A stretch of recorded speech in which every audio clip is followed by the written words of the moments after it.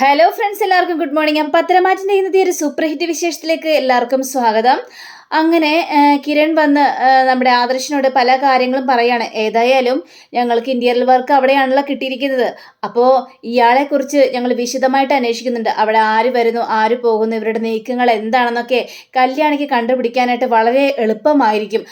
അതുകൊണ്ടാണല്ലോ കല്യാണി അങ്ങോട്ട് വിടാമെന്നൊക്കെ ഞാൻ വിചാരിച്ചത് എന്നൊക്കെ കിരൺ പറയാണ്. അതേതായാലും നന്നായി കിരൺ, ഞങ്ങളുടെ രീതിയിൽ കളിച്ചത് ആരാണെന്ന് എനിക്ക് കണ്ടെത്തിയാൽ മതിയാവുള്ളൂ. എന്നാലേ മുത്തശ്ശിന് മുന്നിൽ എനിക്ക് തലയുയർത്തി പിടിച്ച് നിൽക്കാനായിട്ട് പറ്റുള്ളെന്ന് ആദർശ് പറയുകയാണ്. എടാ, നീ ധൈര്യമായിട്ടിരിക്കും, ദേ നമുക്ക് അവരുടെ കള്ളത്തരങ്ങളെല്ലാം കണ്ടുപിടിക്കാന്നൊക്കെ പറഞ്ഞുകൊണ്ട് ആ ഒരു രീതിയിൽ ഇവിടെ മുന്നോട്ട് പോവുകയാണ്. അങ്ങനെ പിന്നീട് കാണിക്കുന്നത് നമ്മുടെ ജലജയെയും അതേപോലെ തന്നെ ദേവയാനിയെയാണ്. അപ്പോൾ ജലജ ഇങ്ങനെ താഴത്തേക്ക് ഇറങ്ങി ഇങ്ങനെ സ്പീഡിൽ ഇങ്ങനെ വരുമ്പോൾ ഈ ദേവയാനി ചോദിക്കുകയാണ്, നീ എങ്ങോട്ടാണ് പോകുന്നത്, നീ പുറത്തേക്ക് പോകണമെന്ന് ചോദിച്ചു. അയ്യോ എടുത്ത്, ഞാൻ പുറത്തേക്ക് പോകുന്നല്ല, ഞാൻ അടുക്കളയിലോട്ട് പോകാൻ വേണ്ടി വന്നതല്ലേ എടുത്തേ, എടുത്ത് എന്താ ഇങ്ങനെയൊക്കെ ചോദിക്കുന്നത് എന്ന് ചോദിക്കുകയാണ്.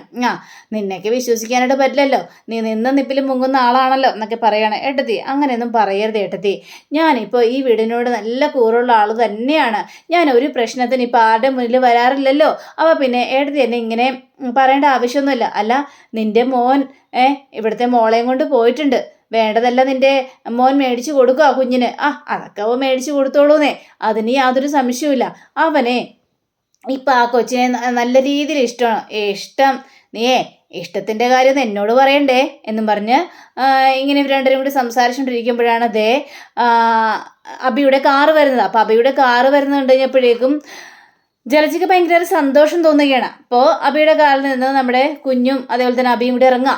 അപ്പോൾ കുഞ്ഞ് വേറൊരു ഡ്രസ്സാണ് ഇട്ടിരിക്കുന്നത്. അപ്പോൾ നമ്മുടെ ജലജയാണെങ്കിലേ കുഞ്ഞ് പോയ ഡ്രസ്സ് അല്ലല്ലോ ഇട്ടിരിക്കുന്നത്, പുതിയ ഡ്രസ്സൊക്കെ ഇട്ടിട്ടാണല്ലോ വരുന്നത് എന്നൊക്കെ പറയുമ്പോൾ ജലജയാണെങ്കിൽ അവനോട് ഞാൻ പറഞ്ഞായിരുന്നു കൊച്ചിന് ഡ്രസ്സുകളൊക്കെ മേടിച്ചു കൊടുക്കണമെന്ന്, അതുകൊണ്ട് എന്നെ പേടിച്ചായിരിക്കും കൊച്ചിന് ഡ്രസ്സൊക്കെ മേടിച്ചു കൊടുത്തിട്ടുണ്ടാവുക, അല്ലാതെ അവൻ മനസ്സറിഞ്ഞ് ഒരു ഡ്രസ്സ് അവൻ മേടിച്ചു കൊടുക്കാറില്ലല്ലോ എന്നൊക്കെ പറയാണ്. അപ്പോൾ ഇതൊക്കെ ഇവരിങ്ങനെ വരുമ്പോൾ നമ്മുടെ ജലജ ചോദിക്കുകയാണ്, അതെന്താ മോള് നല്ല ഡ്രസ്സാണ് ഇട്ടേക്കണം, പുതിയ ഡ്രസ്സ്, നീ എന്താ കൊച്ചിന് പുതിയ ഡ്രസ്സ് മേടിച്ചു കൊടുത്തോ എന്ന് ജലജ ചോദിക്കുമ്പോൾ അതെ അമ്മേ, ഞാൻ പുതിയ ഡ്രസ്സ് മേടിച്ചു കൊടുത്തു. അതെ, കുഞ്ഞു കുറേ ഭക്ഷണങ്ങളെല്ലാം കഴിച്ചേ, അപ്പോൾ ഭക്ഷണം കഴിച്ചപ്പോൾ ഒന്ന് വൊമിറ്റ് ചെയ്തു, അപ്പോൾ ഡ്രസ്സിൽ മുഴുവനായി, ആ ഡ്രസ്സ് മാറ്റി കൊടുക്കണമല്ലോ, അതുകൊണ്ടാണ് പുതിയ ഡ്രസ്സ് മേടിച്ച് ഞാൻ കുഞ്ഞിന് ഇട്ട് കൊടുത്തതെന്ന് പറയാം.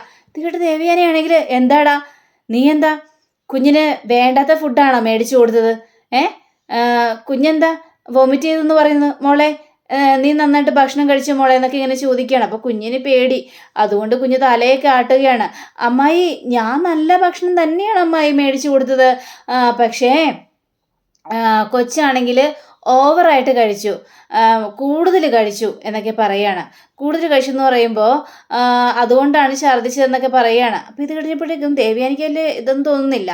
അപ്പോൾ എടുത്ത വായിക്കും ജലജ പറയാണ്, അല്ലെങ്കിലും ഇവൾക്ക് ഇച്ചിരി ഭക്ഷണം കാണുമ്പോൾ ഇത്തിരി ആർത്തി കൂടുതലാണ്, അതുകൊണ്ടായിരിക്കും വേണ്ടതൊക്കെ വലിച്ചു വാരി കഴിച്ചിട്ട് വൊമിറ്റ് ചെയ്തത്. ഇനി അതിനെക്കുറിച്ചൊന്നും പറഞ്ഞിട്ട് കാര്യമില്ലല്ലോ എന്നൊക്കെ ജലജ പറയാണ്. നിർത്തടി, അതേപോലെ ഒരു കുഞ്ഞല്ല ഇത്, ആ കുഞ്ഞിനെ ഒരു ആർത്തിയില്ല, ഇവിടെ കുഞ്ഞിനെ ഭക്ഷണം തീറ്റിക്കുന്നതേ നിർബന്ധിച്ചാണ്, എങ്ങനെയൊക്കെ കഥയൊക്കെ പറഞ്ഞ് പാട്ടൊക്കെ പാടി കൊടുത്തിട്ടാണ് കൊച്ചു ഭക്ഷണം കഴിക്കുന്നത്. അപ്പോൾ ഈ അഭിയാണെങ്കിൽ അമ്മേ ഈ കുഞ്ഞിനെ ഒന്ന് എടുത്തേ അമ്മേ എന്ന് പറയാണ്. കുഞ്ഞിനെ എടുക്കാനോ? പിന്നെ ഞാനല്ലേ കുഞ്ഞിനെ എടുക്കാൻ പോകുന്നത്, ഛർദ്ദിച്ച് വന്നതല്ലേ ഇവള്, ഇനി ഇവളെ കുളിപ്പിക്കാതെ ഞാനെങ്ങനെ എടുക്കുന്നത്, ഞാനെടുക്കാന്നുമില്ല എന്നൊക്കെ പറയുമ്പോൾ ദേവിയാനെ നല്ല പൊട്ടീസ് കൊടുക്കുകയാണ്. കൊള്ളാലോടി, നീ കുഞ്ഞിനെടുത്തെന്ന് വിചാരിച്ച് എന്താ കുഴപ്പം, കുഞ്ഞിനെടുത്തെന്ന് വിചാരിച്ച് ഒരു കുഴപ്പവും സംഭവിക്കാനായിട്ട് പോകുന്നില്ല, എടുക്കടി കുഞ്ഞിനെ.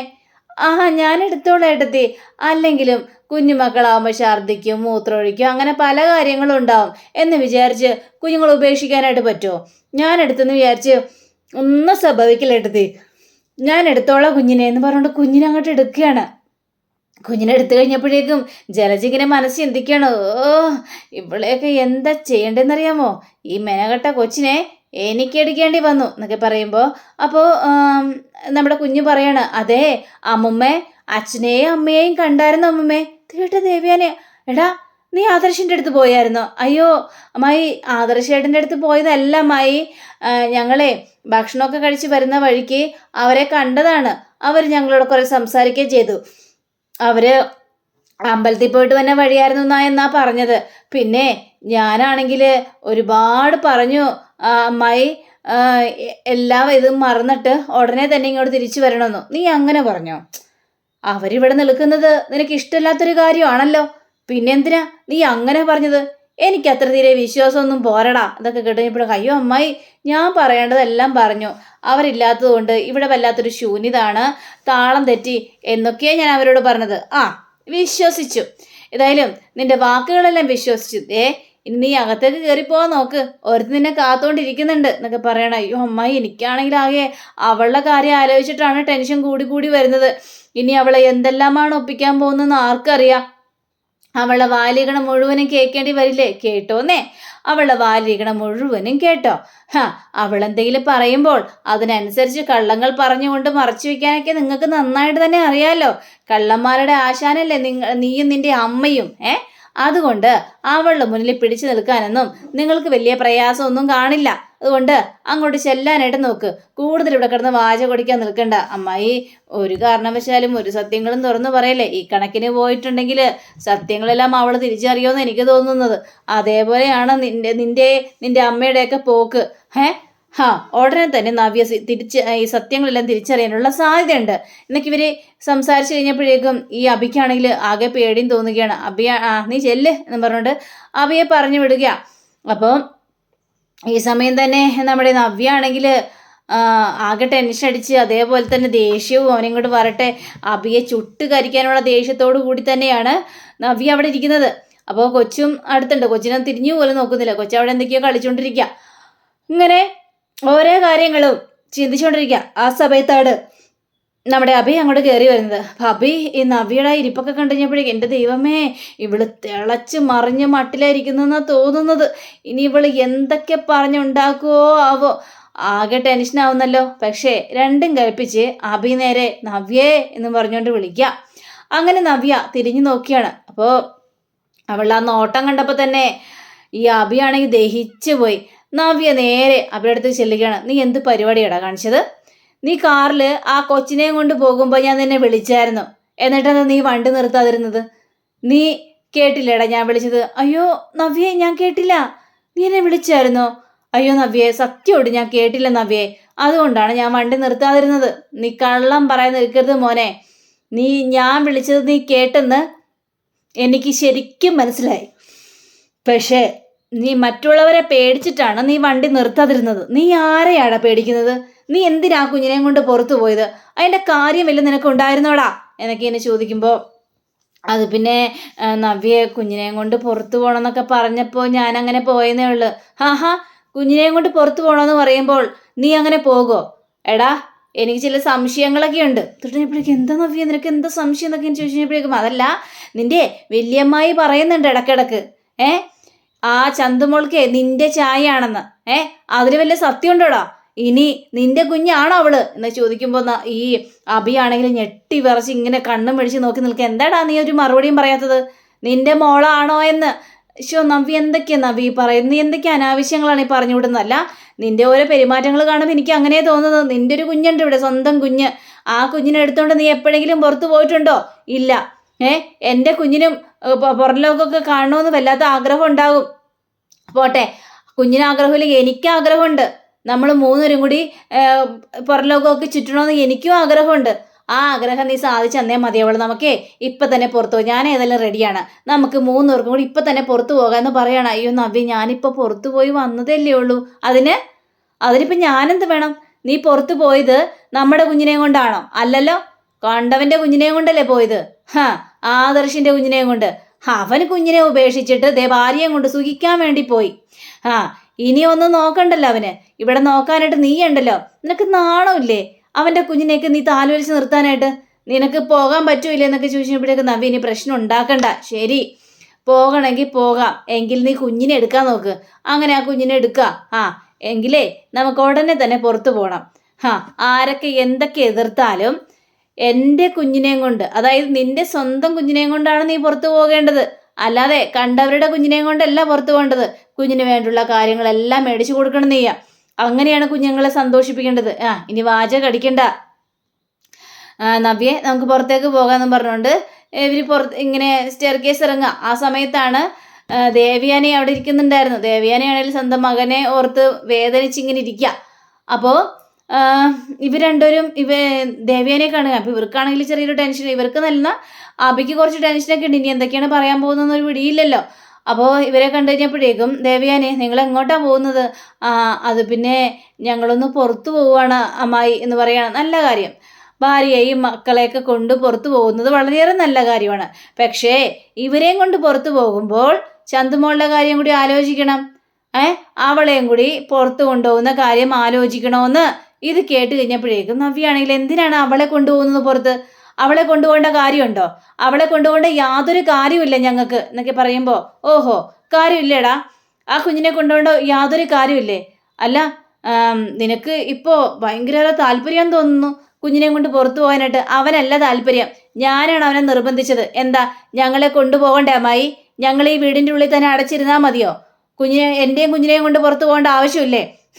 ഇവിടെ ആദർശേട്ടൻ്റെ കുഞ്ഞിനെയും കൊണ്ട് അവൻ പുറത്തു പോയില്ലേ? അവനാണോ പുറത്തു പോകേണ്ടത്?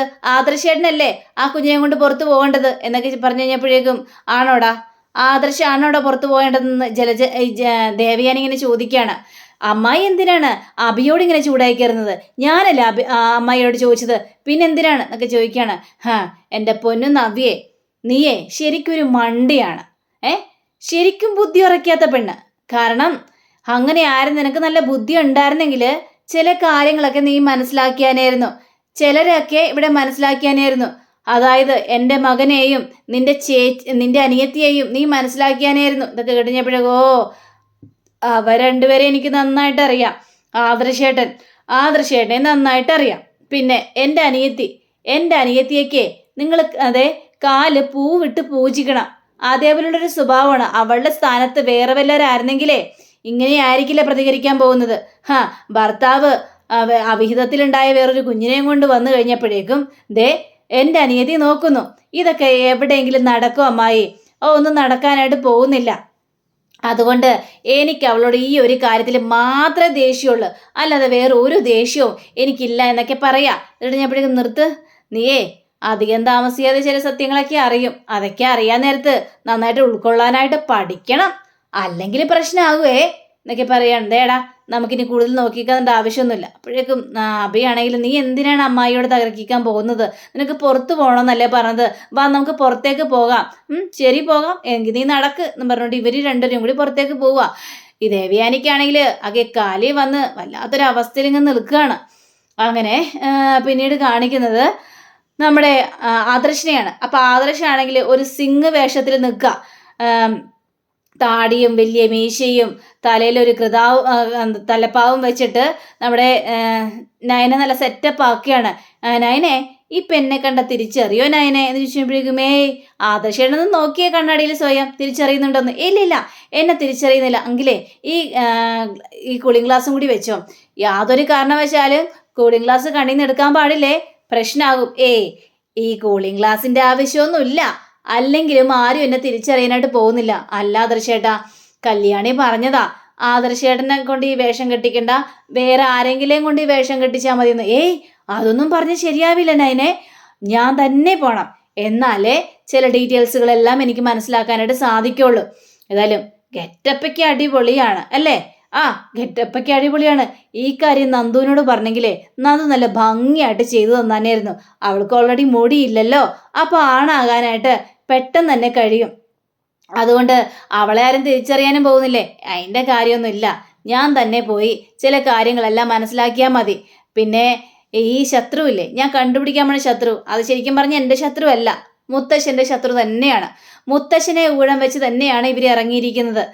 ഈ കൊച്ചുമകനായ എന്നോട് പോലും ബിസിനസ് കാര്യത്തിൽ മുത്തശ്ശന് ക്ഷമിക്കാൻ കഴിഞ്ഞിട്ടില്ല. അപ്പോൾ പുറത്തുള്ള ആൾക്കാരുടെ കാര്യം അറിയേണ്ട ആവശ്യമില്ലല്ലോ, അവർക്ക് നല്ല പണിഷ്മെന്റ് തന്നെ മുത്തശ്ശൻ കൊടുക്കുള്ളൂ. അപ്പം അങ്ങനെയൊക്കെ എന്തൊക്കെയോ ശത്രുതയായെന്നായി എനിക്ക് തോന്നുന്നത്. അതിപ്പോൾ അവർ പകരം വീട്ടാൻ വന്നിരിക്കുന്നു. അപ്പം അതാരാണ് എന്താണെന്നൊക്കെ കണ്ടുപിടിക്കണ്ടേ. ആദർശേട്ടാ, താടിയിൽ ഇച്ചിരി നരയൊക്കെ വേണോ എന്ന് ചോദിച്ചപ്പോഴേക്കേ അത് കുറച്ച് ഓവറായി പോകും, അതൊന്നും വേണ്ട. പിന്നെ എപ്പോഴും എല്ലാവരും ഇപ്പോൾ ഡൈ ചെയ്തിട്ടല്ല നടക്കുന്നത്, അതുകൊണ്ട് അതൊരു ആർട്ടിഫിഷ്യലായിട്ട് തോന്നുക തന്നെ ചെയ്യും. അതുകൊണ്ട് അത് വേണ്ട എന്നും പറയാണ്. എങ്കിൽ പിന്നെ നമുക്ക് പോകാം അല്ലേ എന്നൊക്കെ പറഞ്ഞപ്പോഴേക്കും തീർച്ചയായിട്ടും ആദർശേട്ടൻ വിജയിച്ച് തന്നെ വരുമെന്ന് പറയാം. അപ്പം അങ്ങനെയും കാണിച്ചുകൊണ്ടാണ് നമ്മുടെ ഇന്നത്തെ റിവ്യൂ ഇവിടെ അവസാനിച്ചിരിക്കുന്നത്. അടുത്ത റിവ്യൂവിനെ കാത്തിരിക്കുക, സബ്സ്ക്രൈബ് ചെയ്യുക. എല്ലാവർക്കും നല്ലൊരു ദിനം ആശംസിക്കുന്നു. നമസ്കാരം. Thank you. ബൈ.